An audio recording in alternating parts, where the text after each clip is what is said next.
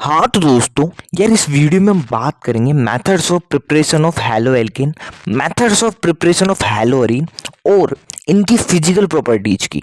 ठीक है, तो यार देखो, इनसे रिलेटेड जितनी भी एनसीईआरटी की लाइन है सबकी सब कवर होगी। तो बिना देरी के इस बेहतरीन वीडियो को हम शुरू करते हैं। हाँ तो दोस्तों, यार अब हम बात करने वाले हैं methods of preparation of haloalkane. ठीक है, अब हम देखने वाले हैं यार कौन कौन से ऐसे मेथड्स हैं जिससे हैलो एल्केन हम बना सकते हैं। ठीक है, इसमें पहला मेथड आता है फ्रॉम अल्कोहल। देखो, अल्कोहल से हम एल्काइल हैलाइड या हैलो एल्केन बनाने वाले हैं। ठीक है जी, एक बार वापिस देखो, अब अल्कोहल है, इससे हम हैलो एल्केन बनाएंगे। ठीक है, तो देखो हम एनसीईआरटी की लाइनें पढ़ते हैं। The hydroxyl group of the alcohol is replaced by the halogen on the reaction of concentrated halogen acid, phosphorus halides and thionyl chloride। ठीक है, देखो ये लाइन ये कह रही है कि देखो जो अल्कोहल का हाइड्रोक्सिल ग्रुप है, जो OH है, ये किसी हैलोजन द्वारा क्या होगा, रिप्लेस हो जाएगा। और ये अल्काइल है, इसके साथ क्या आ जाएगा, हैलोजन आ जाएगा। इस तरह से अल्काइल हैलाइड बन जाएगा। ठीक है, एक बार वापस क्या, देखो ये अल्कोहल है, ये जो हाइड्रोक्सिल ग्रुप है ये OH वाला, ये क्या रिप्लेस हो जाएगा किससे, हैलोजन से, और इस तरह से अल्काइल हैलाइड बन जाएगा। ठीक है, और इसके काफ़ी सारे मेथड्स हैं किस किस से हम रिप्लेसमेंट कर सकते हैं ये सब। तो पहला जो हम देखने वाले हैं वो है थायोनिल क्लोराइड। ठीक है, तो देखो यार अल्कोहल है, इसकी रिएक्शन हम थायोनिल क्लोराइड से कराएंगे, SOCl2, ये होता है थायोनिल क्लोराइड। इससे हम इसकी रिएक्शन कराएंगे अल्कोहल की। ठीक है, देखो होगा क्या, अल्कोहल है, इससे हाइड्रोक्सिल ग्रुप निकलेगा और क्लोरीन यहाँ आ जाएगा, और इस तरह से अल्काइल हैलाइड है ना, RCl बन जाएगा। ठीक है, एक बार वापस क्या, बहुत ध्यान से सुनना, अल्कोहल है, इसकी रिएक्शन हमने थायोनिल क्लोराइड से कराई। थायोनिल क्लोराइड क्या होता है, SOCl2, ये है सब थायोनिल क्लोराइड। ठीक है, इससे हमने इसकी रिएक्शन कराई तो हुआ क्या, हाइड्रोक्सिल ग्रुप जो है, ठीक है, OH, ये हाइड्रोक्सिल ग्रुप है, ये निकलेगा और यहाँ जो क्लोरीन आके लग जाएगा, और इस तरह से एल्काइल हैलाइड बन जाएगा, या फिर कह दो हैलो एल्केन बन जाएगा। ठीक है, अब देखो यहाँ बाई प्रोडक्ट क्या क्या बन रहे हैं वो देखते हैं। देखो असल में हुआ क्या, अल्कोहल था ROH, ठीक है, और इसके साथ क्या था, थायरल क्लोराइड SO, है ना, और Cl2। ठीक है, तो यार ये ब्रेक कैसे होगा, ये यहाँ से ब्रेक होगा, ये यहाँ से ब्रेक होगा, ये भी ब्रेक हो जाएंगे, RCl ये बन जाएगा। ठीक है, SO2 गैस बन जाएगी और HCl भी बन जाएगा। ठीक है, क्या क्या क्या बना साहब, देखो RCl बन गया, SO2 बन गया, और HCl ही गलत है, HCl बन जाएगी। ठीक है, तो देखो यार ये बेस्ड मेथड है क्या बनाने का, अल्काइल हैलाइड बनाने का बेस्ड मेथड है। बहुत ध्यान से सुनना, क्यों, क्योंकि देखो यार ये जो बना है बाई प्रोडक्ट, क्या क्या बना है, SO2 और एक से हटाओ इसे HCl। तो ये क्या है, ये दोनों गैस है, और एक गैस क्या है, सॉल्यूशन से बाहर निकल जाएगी और हमको प्योर एल्काइल हैलाइड मिलेगा। यहाँ क्या, यहाँ हमको प्योर एल्काइल हैलाइड मिल रहा है। ठीक है, तो ये बेस्ट मेथड है एल्काइल हैलाइड बनाने का। ठीक है, एक बार आप इस क्या, देखो हो क्या रहा है, बहुत ध्यान से सुनना।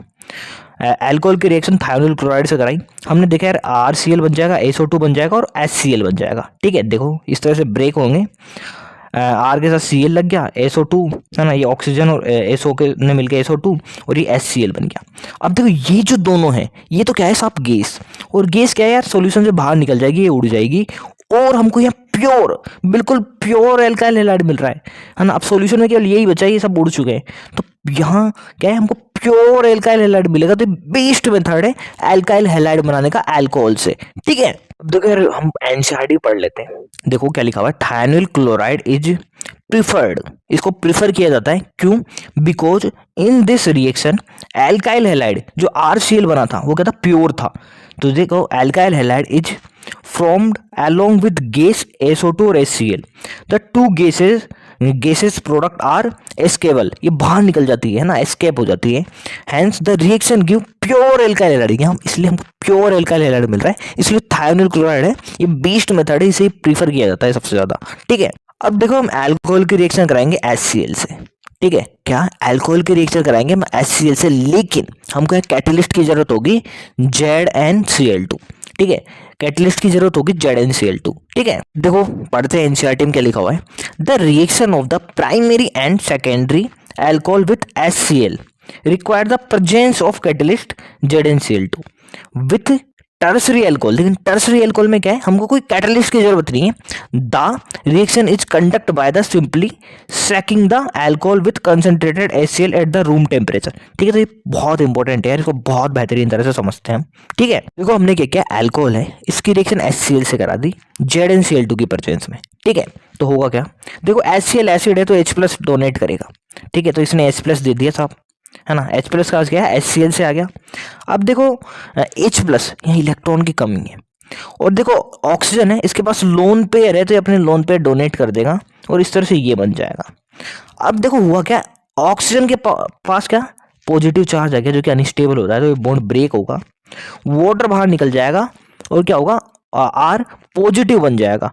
ठीक है, अब देखो HCl है, H+ और Cl- में टूटा था और इस तो Cl- है, इसके साथ जुड़ जाएगा और RCl बन जाएगा। ठीक है, एक बार वापस बताऊं, देखो हुआ क्या, H+ है, सॉरी HCl है, इसने H+ दिया, है ना, और ये Cl- बच गया, ये टूटा, देखो HCl टूटा H+ और Cl- में। ठीक है जी, देखो ऑक्सीजन था, या देखो H+ के पास इलेक्ट्रॉन की कमी है, ऑक्सीजन के पास लोन पेयर है तो इसने लोन पेयर डोनेट कर दिया इसे और ये बन गया।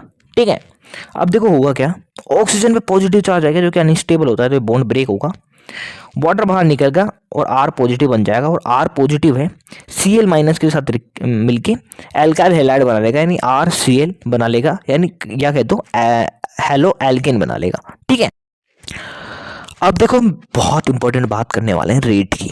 ठीक है, देखो रेट की हम बात करें तो 3 डिग्री एल्कोहल होता है, उसकी रेट बहुत ज़्यादा होती है, फिर 2 डिग्री की, और सबसे कम रेट होती है 1 डिग्री एल्कोहल या प्राइमरी एल्कोहल की। एक बार वापस क्या, देखो जो रेट की अगर हम बात करें तो टर्सरी एल्कोहल या 3 डिग्री एल्कोहल है, उसकी रेट सबसे ज़्यादा है, फिर सेकेंडरी एल्कोहल या फिर 2 डिग्री एल्कोहल है, इसकी रेट होती है, और सबसे कम रेट होती है प्राइमरी एल्कोहल की। ठीक है, और यार यही वजह थी, देखो जो ZnCl2 था, मतलब जो कैटलिस्ट था, उसकी जरूरत नहीं थी यार 3 डिग्री के लिए। 3 डिग्री अगर एल्कोहल है, टर्सरी एल्कोहल है, तो वहां कोई हमको कैटलिस्ट की जरूरत नहीं है, वो रिएक्शन नॉर्मली रूम टेम्परेचर भी हो जाएगी। ठीक है, तो यही वजह है क्योंकि इसकी रेट ही बहुत ज्यादा है। ठीक है, अब यार ये बात तो ठीक है, रेट ज्यादा है, पर क्यों है इसको भी हम समझते हैं। ठीक है, तो देखो ये 1 डिग्री एल्कोहल है, ये 2 डिग्री है और ये 3 डिग्री एल्कोहल है। ठीक है, अच्छा आपको ये समझ में आता है 1 डिग्री 2 डिग्री 3 डिग्री एल्कोहल, में समझा देता हूँ कैसे।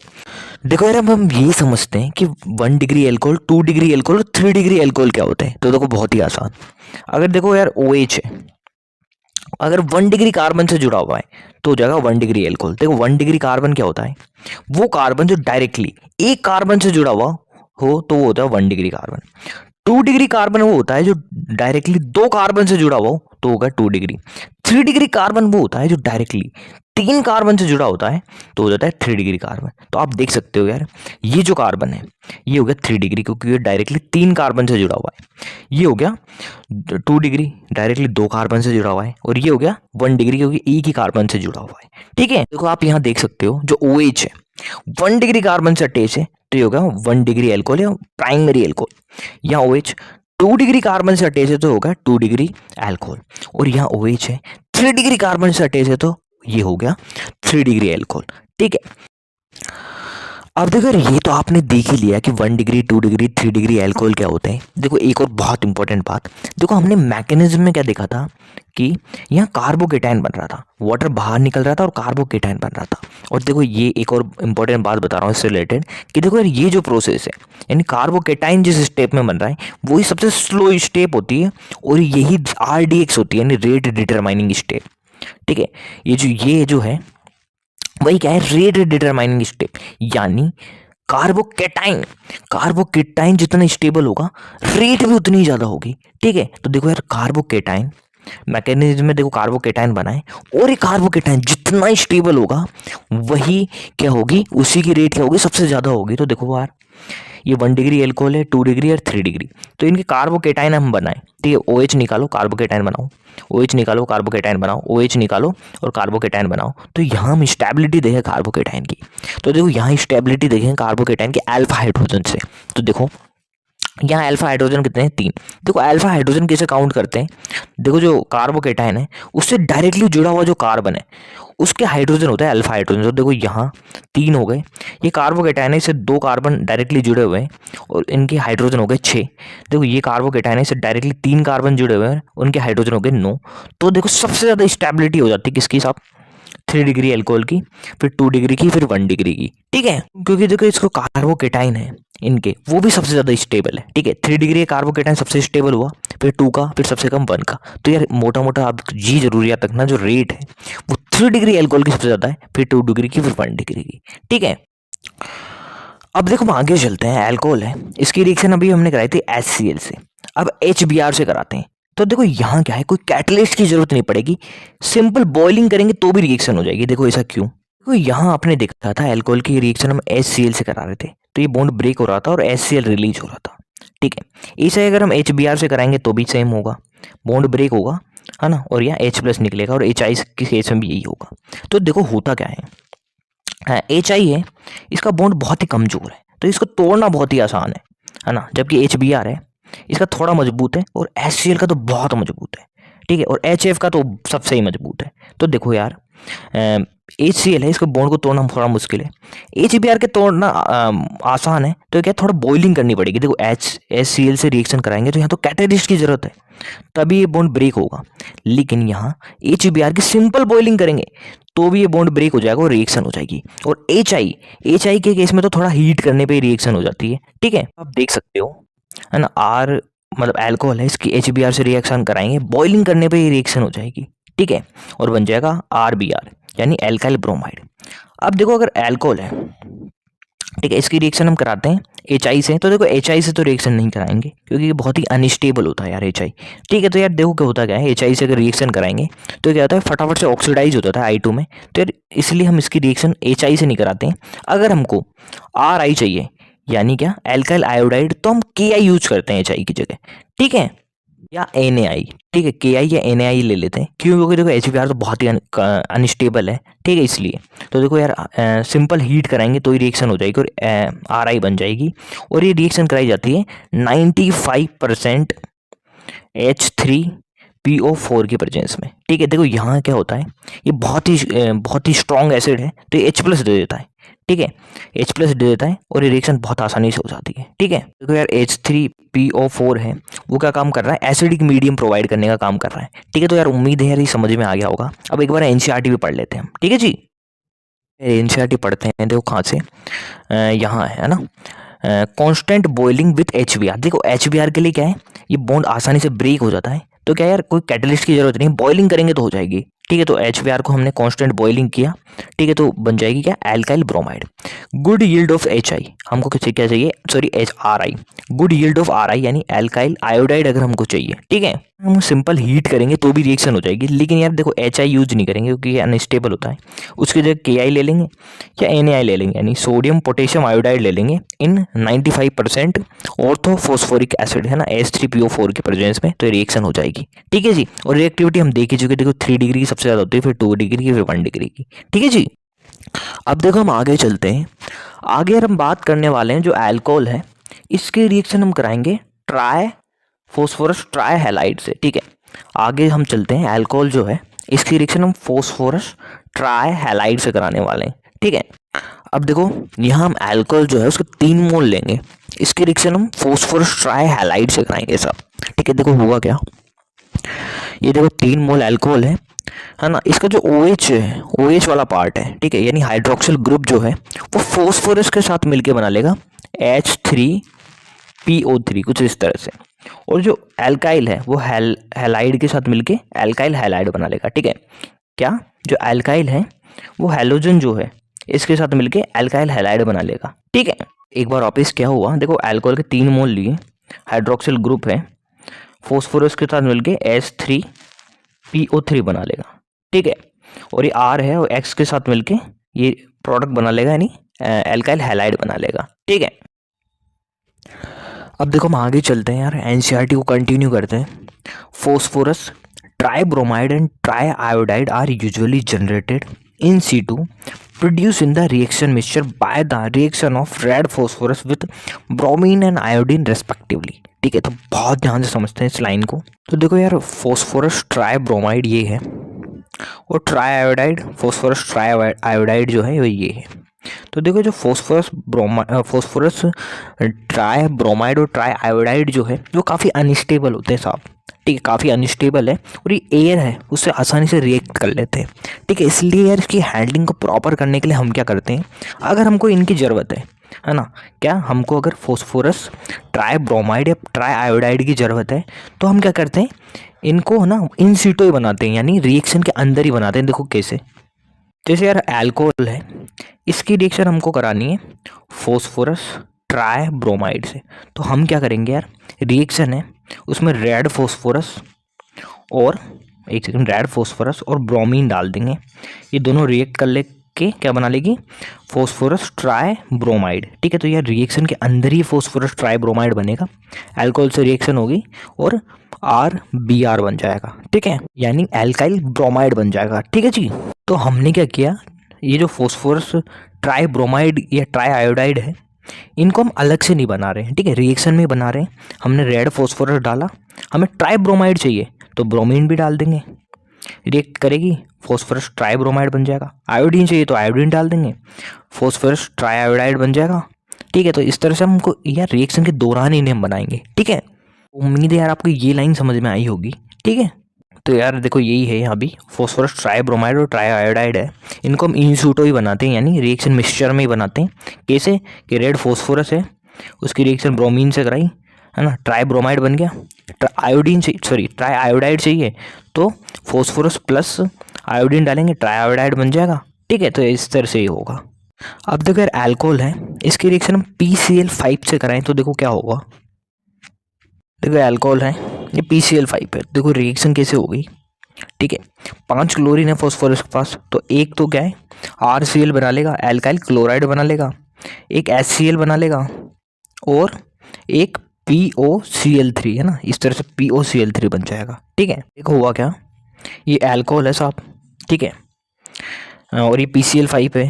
ठीक है, ये PCl5 का क्लोरीन एल्काइल के साथ एल्काइल क्लोराइड बना लेगा, ये क्लोरीन हाइड्रोजन के साथ HCl बना लिया और ये बाकी जो बचा है ऑक्सीजन और PCl3 इनने क्या किया, POCl3 बना लिया। ठीक है, अब देखो ये वाली भी देखें तो इसकी तो हम बात कर चुके हैं। देखो अल्कोहल है ना, इसकी reaction red phosphorus plus bromine या आयोडीन से कराएंगे तो क्या बनेगा, देखो रेड फॉस्फोरस और ब्रोमीन क्या देता है, फॉस्फोरस ट्राई ब्रोमाइड। ठीक है, और ये देता है फॉस्फोरस ट्राई आयोडाइड। ठीक है, तो यार ये वाले रिएक्शंस तो हम पहले भी देख चुके हैं। ठीक है, तो देखो यार इससे भी आसानी से क्या है, एल्काइल हैलाइड बन जाएगा। ठीक है, अब देखो हम यहाँ भी देख लेते हैं इसे। देखो अल्कोहल है, इसकी रिएक्शन फॉस्फोरस ट्राई ब्रोमाइड से करा दो या ट्राई आयोडाइड से करा दो। अच्छा यार ये कैसे बनेंगे, रेड फॉस्फोरस प्लस ब्रोमीन देंगे फॉस्फोरस ट्राई ब्रोमाइड और आयोडीन देंगे फॉस्फोरस ट्राई आयोडाइड।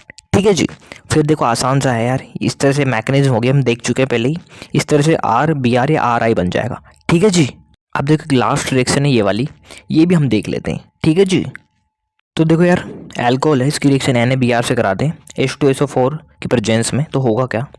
ठीक है, H2SO4 स्ट्रॉन्ग एसिड होता है तो H प्लस और HSO4 माइनस में टूट जाएगा।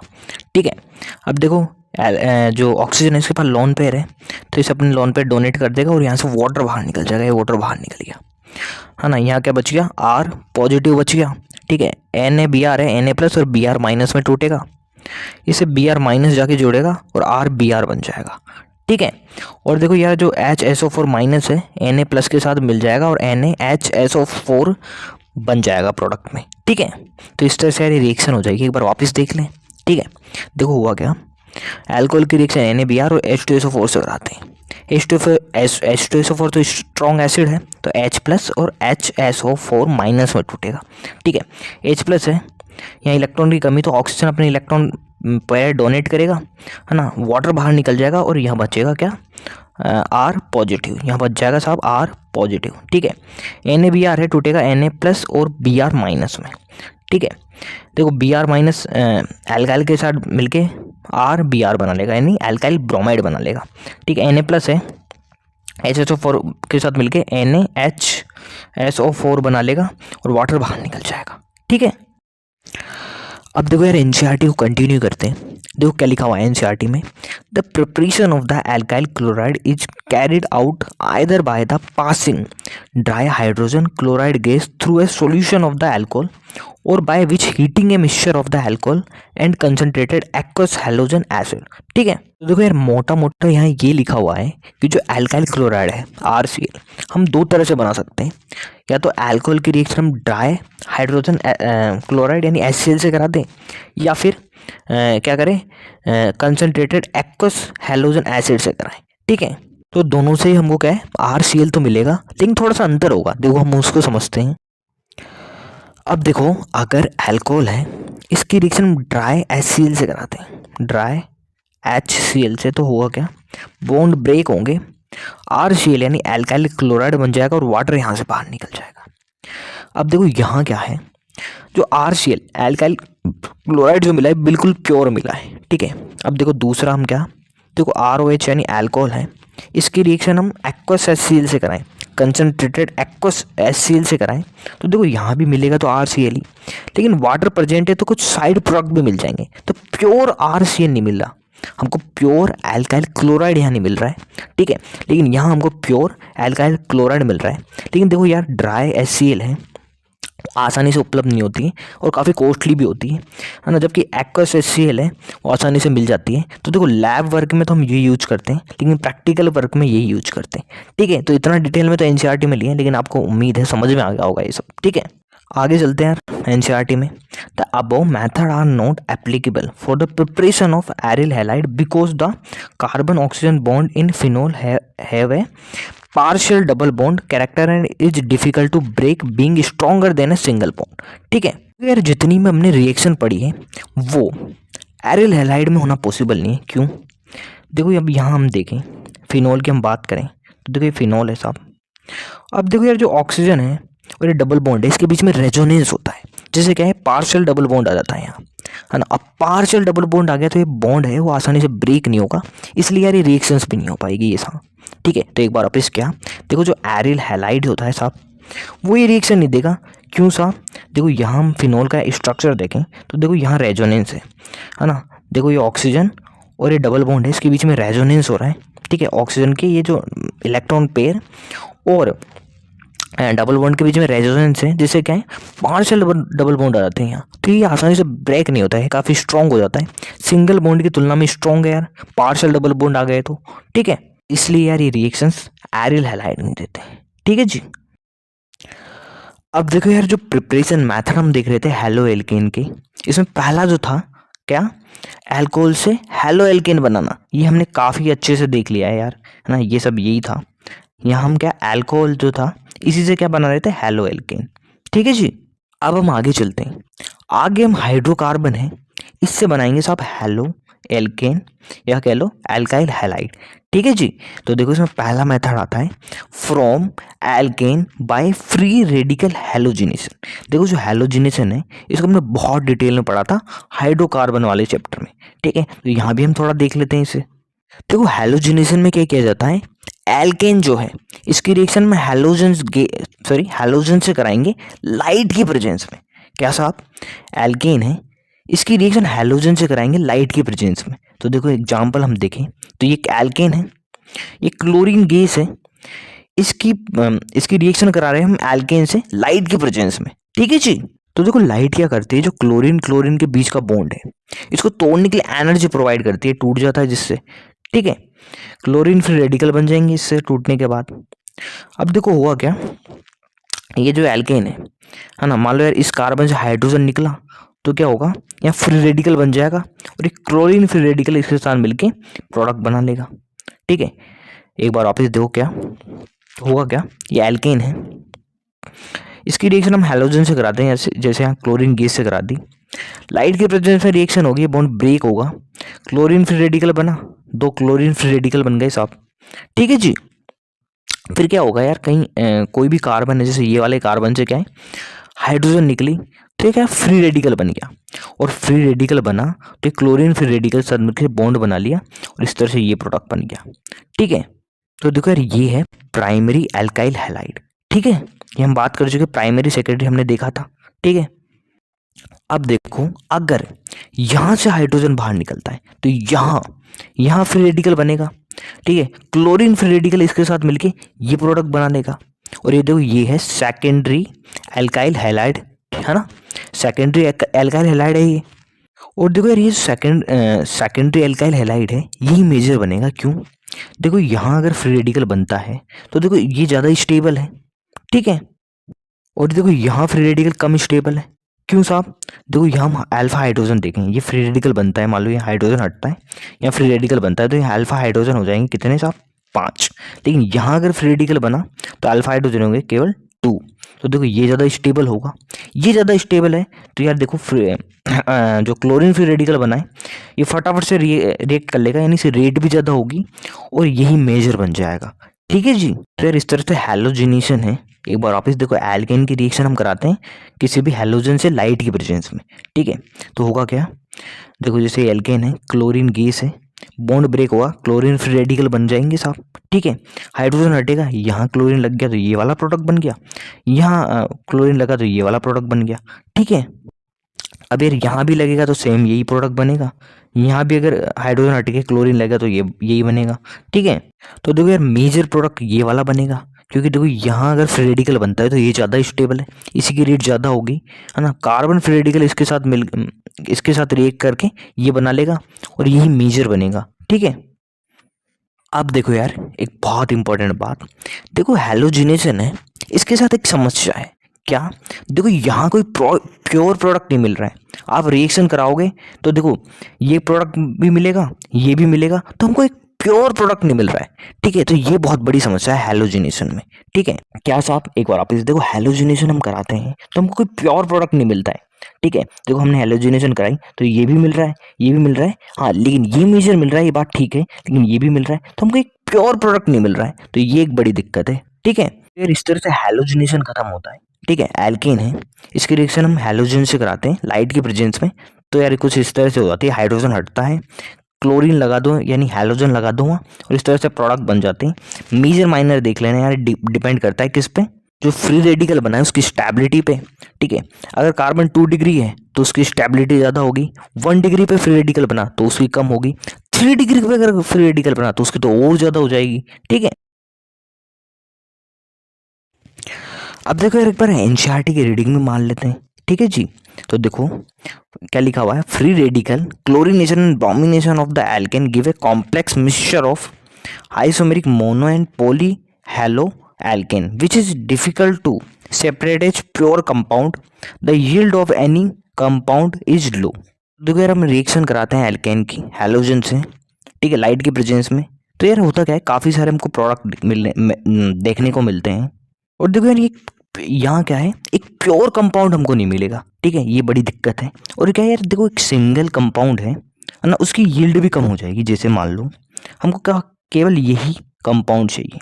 ठीक है, अब देखो अगर ये रिएक्शन से केवल यही बनता तो इसकी यील्ड 100% होती। ठीक है, लेकिन यार और भी कंपाउंड बन रहे हैं। ठीक है, तो इससे क्या है, इसकी यील्ड भी कम हो जाती है काफ़ी। अब देखो हम आगे चलते हैं साहब। ठीक है, अब हम क्या करने वाले हैं, एल्कीन है, इससे हम बनाएंगे क्या, एल्काइल हैलाइड या हैलो एल्केन। ठीक है, तो बहुत ही आसान है साहब। देखो ये एल्कीन है, इसकी रिएक्शन हम हाइड्रोजन हैलाइड से करा देंगे, तो देखो होगा क्या, देखो ये बॉन्ड ब्रेक होगा, ये जो हाइड्रोजन हैलाइड है H+ और X- में टूटेगा, X- यार यहाँ जाके जुड़ जाएगा, H+ यहाँ जाके जुड़ जाएगा और ये प्रोडक्ट बन जाएगा। ठीक है, अब देखो यार यहाँ तो 2 ही कार्बन है, तो यार कोई फर्क नहीं पड़ता कि H+ यहाँ जुड़े चाहे यहाँ जुड़े, या कह दो X- यहाँ जुड़े चाहे यहाँ जुड़े, कोई फर्क नहीं पड़ेगा, क्योंकि प्रोडक्ट तो एक ही बनना है। ठीक है, लेकिन अब यहाँ देखना यार, यहाँ बड़ी दिक्कत होने वाली है। ठीक है, देखो यहाँ क्या होगा, ये एल्कीन है साहब एक, ये रिएजेंट है हमारा। ठीक है, क्या है ये, हाइड्रोजन आयोडाइड। ठीक है, ये टूटेगा H+ और I- में। ठीक है, अब ये बॉन्ड ब्रेक होगा। अब यार दिक्कत ये है कि जो I- है इस वाले कार्बन पे जुड़ेगा या इस वाले पे जुड़ेगा। ठीक है, तो देखो यार एक रूल आता है मार्कोनिकोव रूल। ठीक है, देखो मार्कोनिकोव रूल ये कहता है कि जो रिएजेंट है उसका नेगेटिव पार्ट उस वाले कार्बन पे जाके जुड़ता है जहां हाइड्रोजन कम है। तो देखो इन दोनों में हम देखें तो हाइड्रोजन कहाँ कम है, यहाँ कम है। तो देखो जो नेगेटिव पार्ट यानी जो I माइनस है वहां जाके जुड़ जाएगा, जो हाइड्रोजन कम है तो यहाँ आके जुड़ जाएगा। H प्लस, अब देखो H प्लस बचा, ये यहाँ जुड़ जाएगा और मेजर प्रोडक्ट ये बन जाएगा। ठीक है, ये मेजर बन जाएगा। ठीक है जी। देखो इसे हम यहाँ अलग से भी देखें, यहाँ देखते हैं, ठीक है, अलग से। तो देखो ये है एल्कीन, ये HI हाइड्रोजन आयोडाइड, ये टूटेगा H प्लस और I माइनस में। अब देखो मार्कोनी को रूल ये कहता है कि रिएजेंट का नेगेटिव पार्ट वहां जाके जुड़ता है जिस वाले कार्बन पे हाइड्रोजन कम होते। तो ये यहाँ कम है तो ये यहाँ जाके जुड़ जाएगा, है ना, ये बॉन्ड ब्रेक होगा, ये यहाँ जाके जुड़ जाएगा और ये H प्लस यहाँ जुड़ जाएगा और ये प्रोडक्ट बन जाएगा।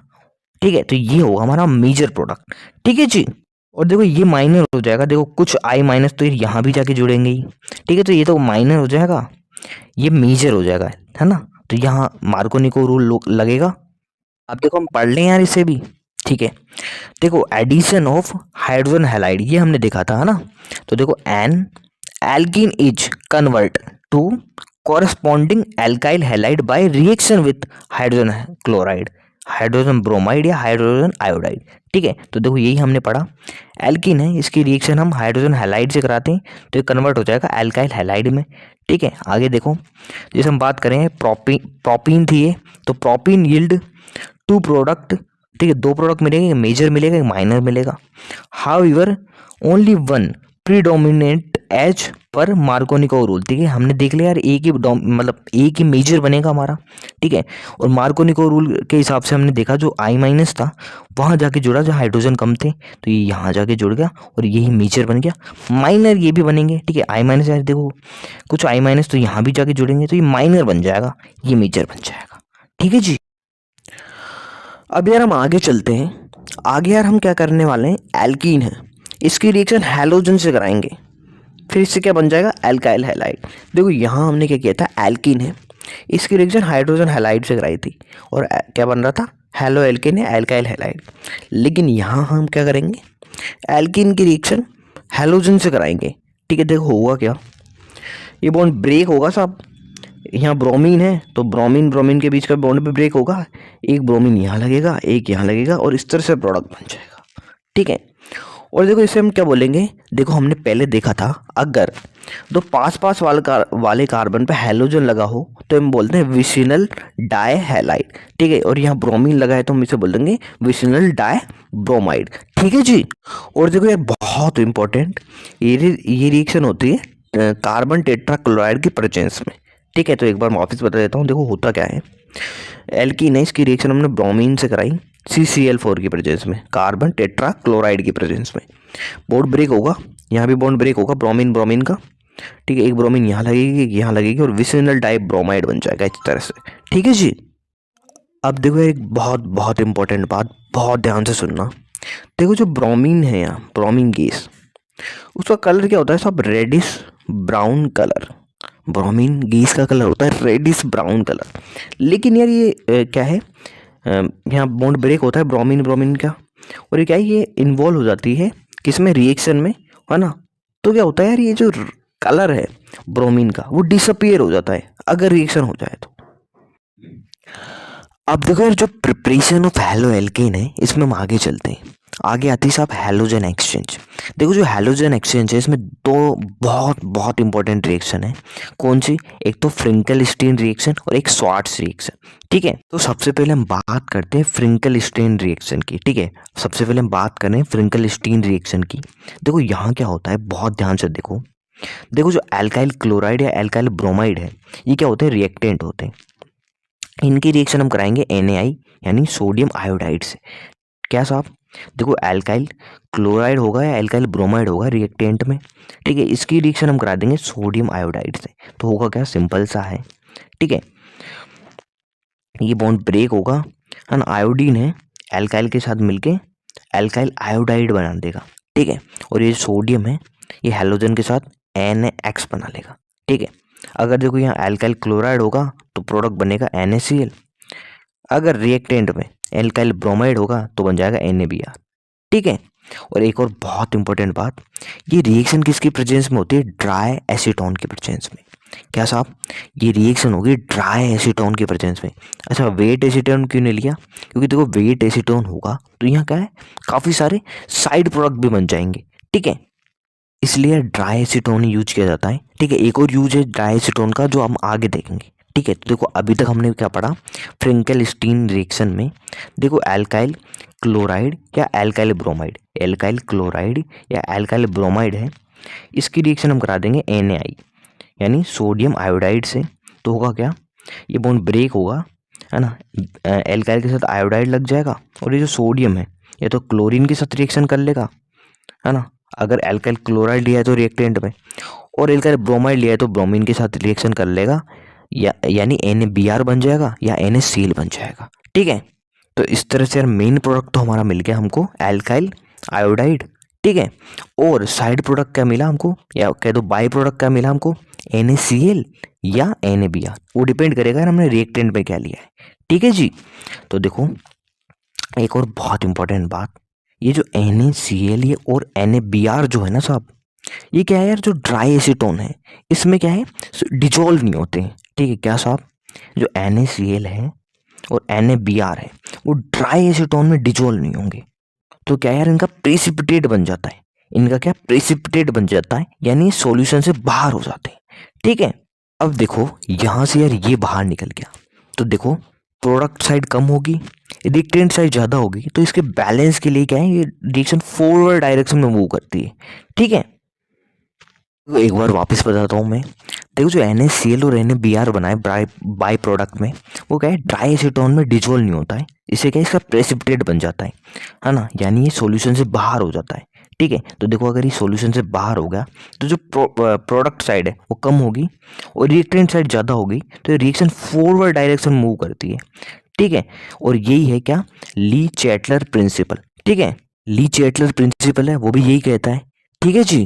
तो यार ये थी फ्रिंकल स्टीन रिएक्शन, ठीक है।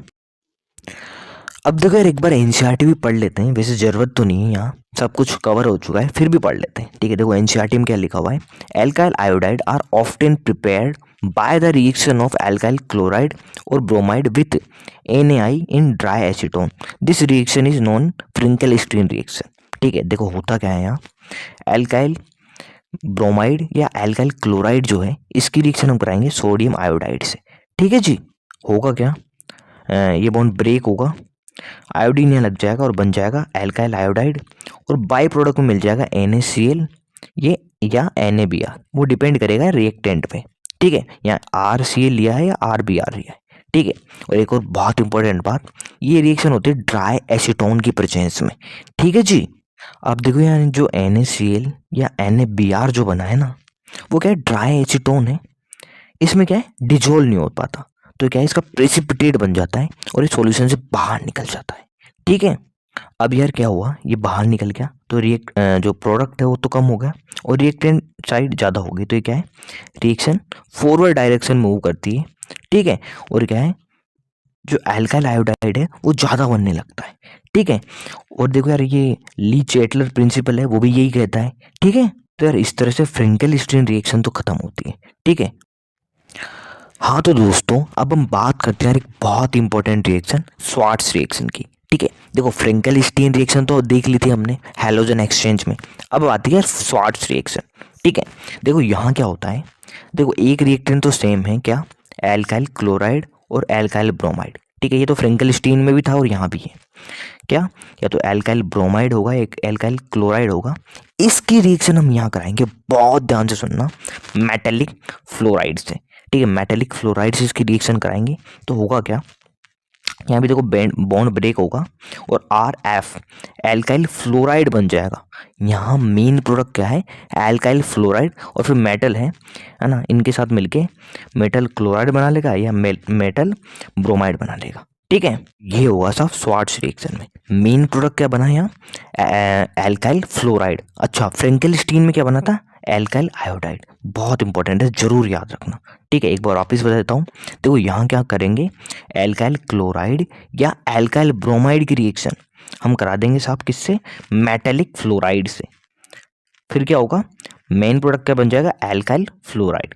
ठीक है जी। तो देखो यहाँ भी यही हो रहा है, देखो नीचे आप देखो ये एक एल्काइल, क्या है, एल्काइल ब्रोमाइड है एक, ठीक है। ये मेटेलिक फ्लोराइड है एक, ठीक है। मेटेलिक फ्लोराइड कौन कौन से हो सकते हैं, जैसे AgF, है ना, Hg2F2, कोबाल्ट F2, SbF3, तो ये सब हो सकता है मेटेलिक फ्लोराइड, ठीक है। तो देखो यहाँ भी ये एक मेटेलिक फ्लोराइड है, ये एक एल्काइल ब्रोमाइड है, ठीक है। रिएक्शन कराई साहब, यहाँ क्या है, बॉन्ड ब्रेक होगा, CH3F बन गया और ये बाई प्रोडक्ट बन गया AgBr, ठीक है जी। क्योंकि यहाँ भी यही लिखा हुआ है NCERT में, देखो the synthesis of the alkyl fluoride is best accomplish by the heating an alkyl chloride या alkyl bromide in the presence of metallic fluoride such as, कौन कौन से, देखो AgF, Hg2F2, cobalt F2, SbF3, तो इसको हम बोल देंगे स्वार्ट्स रिएक्शन, ठीक है। एक बार फटाफट रिवीजन कर लें इसका भी। देखो क्या, एल्काइल क्लोराइड है, एल्काइल ब्रोमाइड है, इसकी रिएक्शन हम किसी भी मेटेलिक फ्लोराइड से करा देंगे और हमको मेन प्रोडक्ट मिल जाएगा क्या, एल्काइल फ्लोराइड, ये होगा स्वार्ट्स रिएक्शन, ठीक है।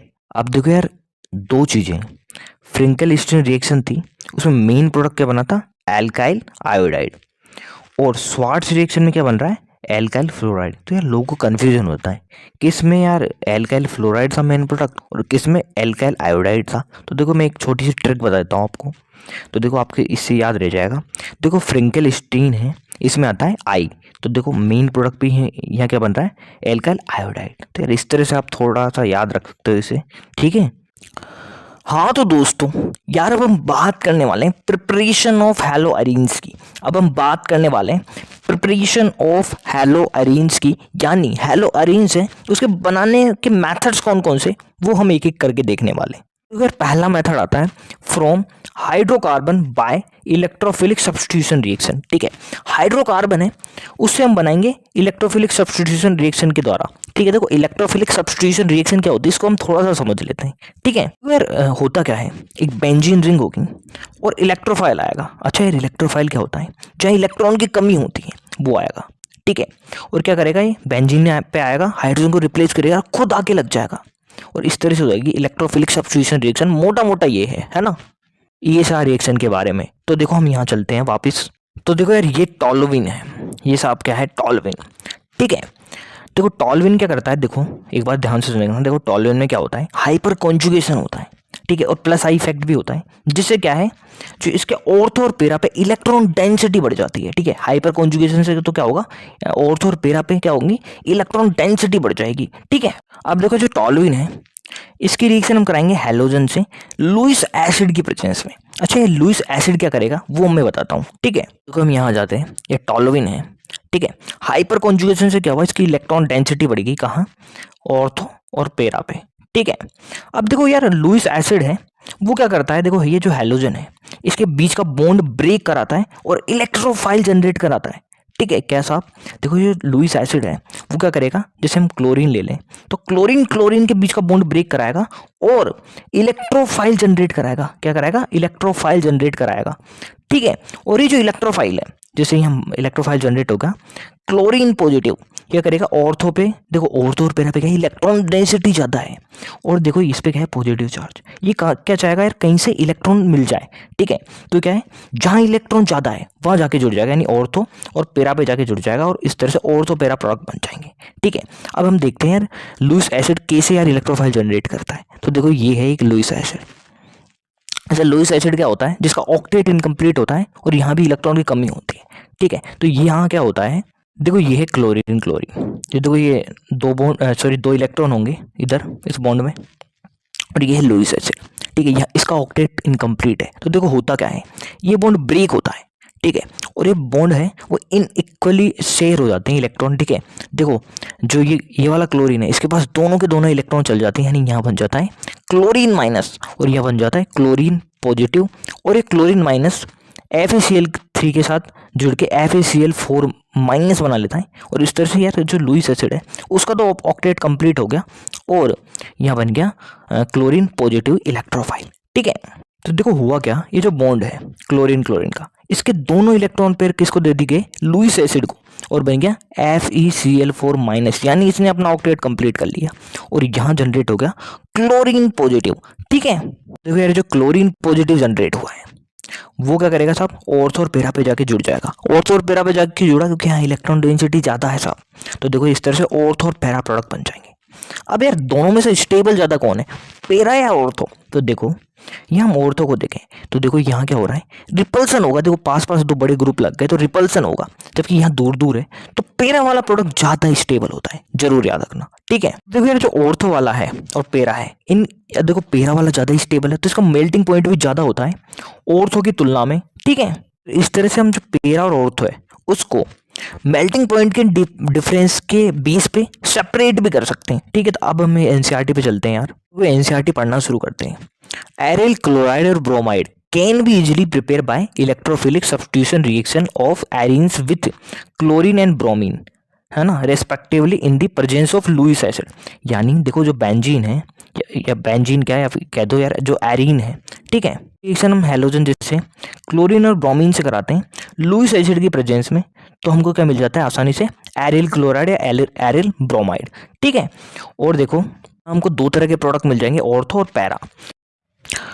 अब देखो आगे बढ़ते हैं, देखो क्या, the ortho and para isomer can be easily separate due to the large difference in their melting point. देखो मैंने बताया जो ऑर्थो और पेरा है दो तरह के प्रोडक्ट बनते हैं और पेरा वाला ज़्यादा स्टेबल होता है तो इसका मेल्टिंग पॉइंट भी ज़्यादा होता है, तो इनके मेल्टिंग पॉइंट है उसमें डिफरेंस होता है पेरा और ऑर्थो, तो इसी के बेस पे हम इनको सेपरेट भी कर सकते हैं, तो वही लिखा हुआ है, ठीक है। अब देखो आगे की लाइन हम समझते हैं, देखो क्या लिखा हुआ है, reaction with iodine are reversible in nature and require the presence of an oxidising agent जैसे HNO3 और HiO4 to oxidise the HI formed during iodination. देखो यार यहाँ क्या होता है ध्यान से देखना, देखो हमने देख लिया यार इलेक्ट्रोफाइल जनरेट हो गया था और FeCl4 माइनस बन गया था जब क्लोरीन से इसकी रिएक्शन कराई थी, ठीक है। अब देखो होता क्या है, FeCl4 माइनस है उसको कहीं से H प्लस मिला तो क्या बन जाएगा HCl, तो यहाँ HCl और बनेगा, ठीक है, और वापस से FeCl3 बन जाएगा, ठीक है। अब देखो अगर या ब्रोमीन ले तो क्या बनेगा, HBr और बन जाएगा। इस तरह से आयोडीन ले ले, ठीक है, आयोडीन ले लिया जाए यहाँ तो क्या बन जाएगा, HI बन जाएगा यहाँ, ठीक है, तो HI और मिल जाएगा हमको ना, इनके साथ साथ HI और मिलेगा।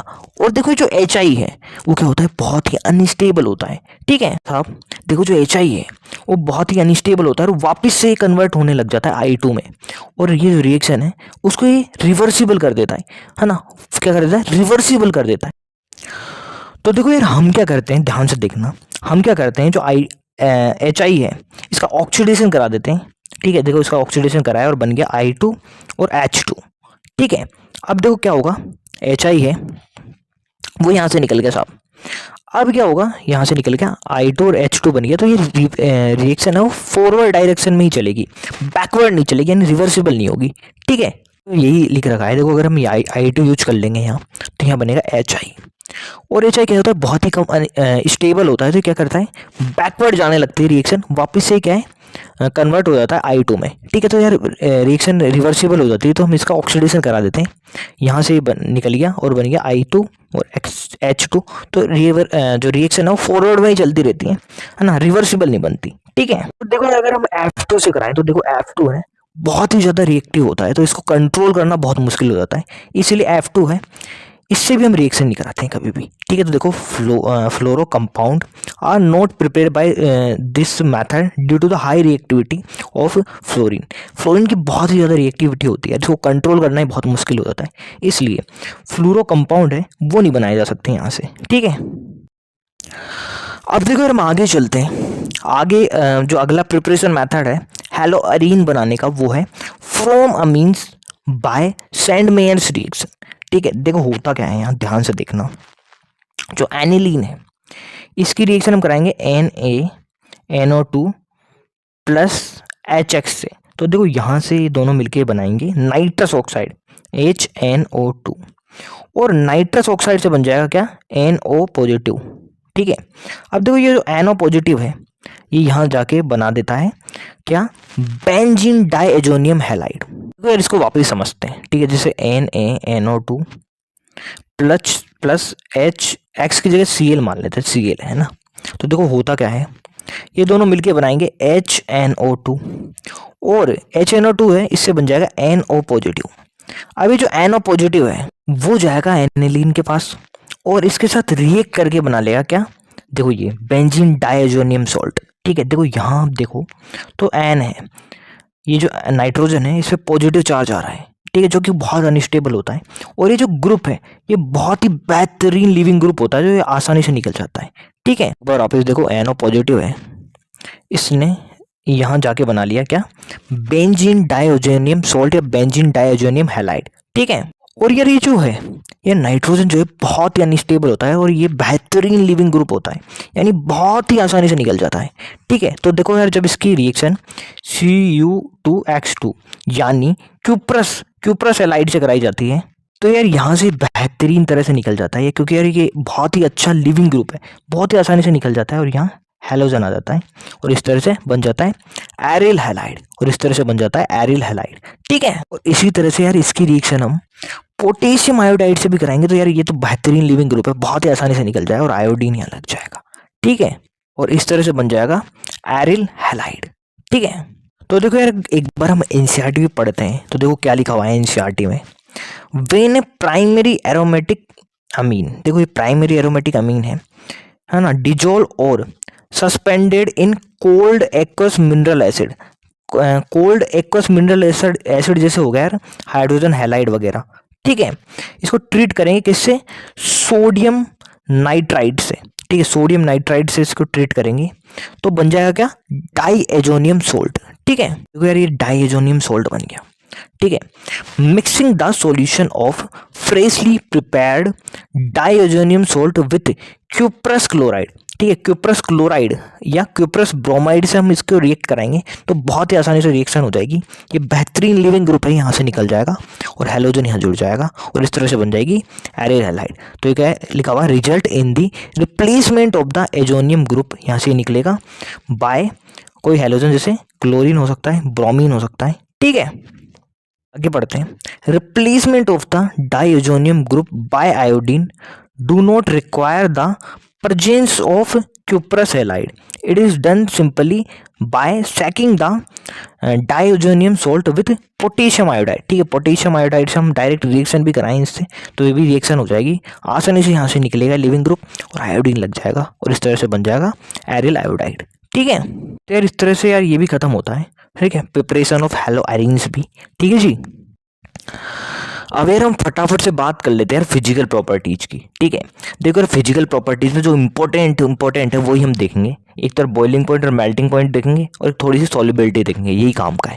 ठीक है, तो देखो हम बात करें सबसे पहले मेल्टिंग पॉइंट और बॉइलिंग पॉइंट की, तो देखो जरूर याद रखना क्या साहब, देखो जो बॉइलिंग पॉइंट और मेल्टिंग पॉइंट है वो डायरेक्टली प्रोपोर्शनल होता है मोलिकुलर वेट के, यानी जितना ज़्यादा मोलिकुलर वेट बढ़ेगा बॉइलिंग पॉइंट और मेल्टिंग पॉइंट भी उतना ही ज़्यादा होगा, और इनवर्सली प्रोपोर्शनल होता है ब्रांचिंग के, यानी जितनी ज़्यादा ब्रांचेज बढ़ेगी उतना ही कम क्या हो जाएगा बॉइलिंग पॉइंट और मेल्टिंग पॉइंट। ये पता होगा आपको, कई बार हम पढ़ चुके हैं पहले भी। क्या देखो बॉइलिंग पॉइंट और मेल्टिंग पॉइंट है डायरेक्टली प्रोपोर्शनल होता है मोलिकुलर वेट के, यानी जितना ज़्यादा मोलिकुलर वेट उतना ज़्यादा बॉइलिंग पॉइंट और मेल्टिंग पॉइंट, और इनवर्सली प्रोपोर्शनल होता है ब्रांचिंग के, यानी जितनी ज़्यादा ब्रांचिंग बढ़ेगी उतना ही कम क्या हो जाएगा बॉइलिंग पॉइंट और मेल्टिंग पॉइंट। ठीक है, अगर हम बात करें इसकी, ठीक है, alkyl iodide, alkyl bromide, chloride और फ्लोराइड की, तो देखो यार हम देख रहे हैं, देखो सबसे ज़्यादा मोलिकुलर वेट किसका है, RI का, फिर RBr का, और सबसे कम है RF का। तो देखो यार ऑर्डर भी यही हो जाएगा बॉइलिंग पॉइंट और मेल्टिंग पॉइंट का।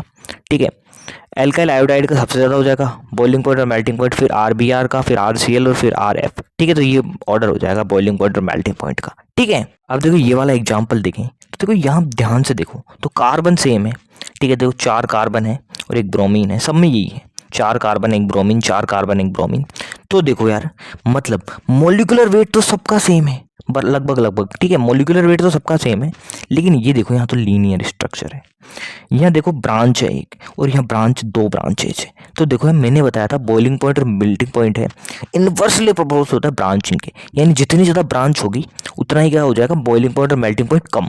तो देखो ये लीनियर है तो सबसे ज़्यादा बॉइलिंग पॉइंट इसका हो जाएगा, बॉइलिंग और मेल्टिंग पॉइंट, फिर इसका, और सबसे कम हो जाएगा इसका क्योंकि इसमें ब्रांचिंग ज़्यादा है। देखो ब्रांच ज़्यादा होने से से क्या होता है, सरफेस एरिया कम हो जाता है। देखो इसका इतना है, इसका इतना ही रह गया, इसका और कम हो गया, तो देखो सरफेस एरिया कम हो जाता है। और सरफेस एरिया कम होने से क्या होता है, जो इंट्रैक्शन है सरफेस से वो कम होगा, यानी वाटर फोर्सेस कम हो जाते हैं। इसलिए यार क्या है, बॉइलिंग पॉइंट और मेल्टिंग पॉइंट वो घट जाता है। ठीक है, अब देखो यार ये जो है बहुत बहुत इंपॉर्टेंट है यार। क्या साहब, ये बहुत बहुत इंपॉर्टेंट है। देखो ये है क्या, ऑर्थो डाइक्लोरोबेंजीन, ये मेटा डाइक्लोरोबेंजीन, और ये है पेरा डाइक्लोरोबेंजीन। तो इनके बॉइलिंग पॉइंट और मेल्टिंग पॉइंट है, इनका ऑर्डर क्या होता है, ये बहुत बहुत इंपॉर्टेंट है। ठीक है, अगर हम एक चीज देखें तो देखो, अगर डाइपोल मोमेंट की बात करें तो देखो यहाँ इस तरफ होगा, है ना, देखो क्लोरीन, और इधर इस तरफ, है ना, ये डायरेक्शन हो जाएगी डाइपोल मोमेंट की। अगर आपको पता होगा, है ना, मैं बता देता हूँ। देखो जो डाइपोल मोमेंट है उसकी डायरेक्शन क्या होती है, कम ईएन से ज़्यादा ईएन की तरफ। तो देखो ये कार्बन है और ये क्लोरीन है, तो क्लोरीन की ईएन ज़्यादा होगी कार्बन से, तो इसकी डायरेक्शन क्या होगी, ज़्यादा से मतलब कम से ज़्यादा की तरफ। ठीक है, तो ये यहाँ ये इस तरह से हो जाएगी डायरेक्शन, यहाँ इस तरह से हो जाएगी और यहाँ इस तरह से हो जाएगी। तो देखो यहाँ तो क्या है, डाइपोल मोमेंट जीरो हो जाएगा। देखो कि इसकी डायरेक्शन है वो अपोजिट है बिल्कुल 180 पे, तो ये तो जीरो हो जाएगा। अब देखो यहाँ क्या है, एंगल 60 है और यहाँ है 120। ठीक है, तो देखो डाइपोल मोमेंट किसका ज़्यादा हो जाएगा, ऑर्थो वाले का। ठीक है, फिर मेटा और फिर पेरा। ठीक है, तो एक तो हम डाइपोल मोमेंट देख लिया हमने, और एक और चीज़ आती है यार, पैकेजिंग। तो देखो यार ये जो है पेरा वाला, ये क्या होता है, सिमेट्रिकल है, इसलिए इसकी पैकेजिंग है बेहतरीन होती है। ठीक है, इसकी पैकेजिंग बेहतरीन होती है। ठीक है, होता है सॉलिड फॉर्म में, एक है कॉम्पैक्टली पैक हो जाती है, कॉम्पैक्टली पैक हो जाती है। तो यार इससे क्या है, जो मेल्टिंग पॉइंट है, ठीक है, देखो मेल्टिंग पॉइंट का मतलब कहता है सॉलिड को लिक्विड में कन्वर्ट करने के लिए जो टेम्परेचर चाहिए वो होता है ना मेल्टिंग पॉइंट। ठीक है, देखो जो पैरा है वाला है, इसकी कॉम्पैक्ट पैकिंग होगी। ठीक है, क्योंकि सिमेट्रिकल है ना, सॉलिड फॉर्म में कॉम्पैक्ट पैकिंग होगी, तो यार इसको मेल्टिंग पॉइंट है वो भी ज़्यादा हो जाता है। ठीक है, तो देखो यार मेल्टिंग पॉइंट की हम बात करें तो सबसे ज़्यादा होता है पैरा वाले का, फिर ऑर्थो का, और फिर मेटा का। ठीक है, लेकिन बॉइलिंग पॉइंट की बात करें तो देखो डाइपोल मोमेंट हम देखें तो सबसे ज़्यादा किसका है, देखो हम डाइपोल मोमेंट हमने देखा तो ऑर्थो का सबसे ज़्यादा आ गया था, इसलिए देखो जो बॉइलिंग पॉइंट है ऑर्थो का सबसे ज़्यादा हो जाएगा, फिर पेरा का, और फिर मेटा का। यार बहुत बहुत इंपॉर्टेंट है, याद रखना। देखो जो मेल्टिंग पॉइंट है वो सबसे ज़्यादा होता है पेरा वाले का, सबसे ज़्यादा होता है पेरा वाले का, फिर आ जाएगा ऑर्थो का, फिर मेटा का। ठीक है, और बॉइलिंग पॉइंट सबसे ज़्यादा होता है ऑर्थो वाले का, फिर पेरा का, और फिर मेटा का। ठीक है, तो यार आप इसको इस तरह से भी याद रख सकते हो चाहो तो, कि ऑर्थो गरम और पेरा जाम। ठीक है, तो देखो ऑर्थो गरम। ठीक है, तो यार जो गरम यानी बॉइलिंग पॉइंट, तो बॉइलिंग पॉइंट में ऑर्थो ज़्यादा होगा, और मैंने क्या बोला, ऑर्थो गरम पेरा जाम, और देखो जमना जमना यानी मेल्टिंग पॉइंट की बात की जाएगी, तो मेल्टिंग पॉइंट में ज़्यादा होगा पेरा। तो यार इस तरह से आप याद रख लेना। ठीक है, बहुत इंपॉर्टेंट है यार ये, है ना। अब देखो यार मैं इसकी ट्रिक भी बता देता हूँ आपको, उससे भी चाहो तो याद रख सकते हो। देखो ट्रिक क्या है, ऑर्थो गरम पेरा जाम। ठीक है, देखो गरम का गरम है, उसका रिलेशन है बॉइलिंग से, तो देखो बॉइलिंग पॉइंट है ऑर्थो का ज़्यादा होता है, और जाम यानी जमना, जमने का रिलेशन होगा मेल्टिंग पॉइंट से। ठीक है, तो मेल्टिंग पॉइंट है वो पेरा का ज़्यादा होता है, तो इस तरह से आप याद रख सकते हो। अब हम बात कर लेते हैं सॉल्युबिलिटी की। ठीक है, अब हम बात कर लेते हैं सॉल्युबिलिटी की। तो जो हेलो एल्केन या एल्काइल हैलाइड जो है उसकी सॉल्युबिलिटी वाटर में बहुत कम होती है। देखो ऐसा क्यों, देखो ये है एल्काइल हैलाइड, देखो यहाँ पार्शियल नेगेटिव चार्ज होगा या पार्शियल पॉजिटिव चार्ज होगा। ठीक है, ये वाटर के मॉलिक्यूल है जिनके बीच में हाइड्रोजन बॉन्ड है। अब देखो अगर इसको सॉल्यूबल होना है एल्काइल हैलाइड को वाटर में, तो बॉन्ड बनाने पड़ेंगे वाटर के साथ। अब देखो अगर बॉन्ड बनाने तो क्या होगा, यहाँ से बॉन्ड ब्रेक होंगे, और ठीक है, और जो एल्काइल है इसके साथ बॉन्ड बनेंगे। ठीक है, अब देखो देखो ध्यान से सुनना, देखो होता क्या है, यहाँ जो बॉन्ड के, देखो बॉन्ड तोड़ना है तो एनर्जी देनी पड़ेगी। ठीक है, तो एनर्जी देनी पड़ती है। ठीक है, बॉन्ड तोड़ने के लिए जो एनर्जी देनी पड़ रही है। ठीक है, और देखो यार बॉन्ड बनते हैं जब एनर्जी रिलीज होती है, तो देखो जो बॉन्ड तोड़ने के लिए एनर्जी देनी पड़ रही है वो ज़्यादा है बॉन्ड जो बॉन्ड बनने में एनर्जी जो रिलीज होगी उससे। ठीक है, तो देखो क्या होता है, जैसे अगर हमको यार ये हाइड्रोजन बॉन्ड तोड़ना है तो 100 एनर्जी देनी पड़ रही है। ठीक है, 100 एनर्जी देनी पड़ रही है, लेकिन जो ये बॉन्ड बनेंगे तो रिलीज एनर्जी 50 ही है, तो यार ये कोई फायदे का सौदा नहीं होता है। इसलिए क्या है, बॉन्ड बनते नहीं है ना, बॉन्ड बनते नहीं इनके बीच में। इसलिए क्या होता है, जो एल्काइल हैलाइड है वो बहुत कम सोल्यूबल होता है वाटर में। ठीक है, देखो यार सिंपल सा फंडा, ऐसा क्यों है, देखो यहाँ आपको हाइड्रोजन बॉन्ड ब्रेक करने पड़ेंगे, उसके लिए ज़्यादा एनर्जी देनी पड़ रही है। लेकिन अगर बॉन्ड बनेंगे भी तो एनर्जी ज़्यादा रिलीज नहीं होगी, तो फायदेमंद सौदा नहीं है ना। देखो हमको ओवरऑल 50 ज़्यादा एनर्जी देनी पड़ रही है, ठीक है। यहाँ देखो जो रिलीज एनर्जी है वो तो कम है और लगने वाली एनर्जी ज़्यादा है, ठीक है। तो यार इसलिए क्या है, जो एल्काइल हैलाइड है वो कम सॉल्युबल होता है वाटर में, ठीक है। तो यार इस तरह से सॉल्युबिलिटी भी खत्म होती है, एक बार आप चाहो तो पढ़ लेना इसे, ठीक है। तो यार मोटा मोटा फिजिकल प्रॉपर्टीज खत्म हो गई हमारी। हाँ तो दोस्तों यार इस तरह से एक बेहतरीन वीडियो खत्म होता है। वीडियो पसंद आए तो प्लीज़ लाइक करें, आपका कोई भी सजेशन हो तो प्लीज़ कमेंट करें, और इसी तरह की और वीडियो देखने के लिए चैनल को सब्सक्राइब करें। धन्यवाद।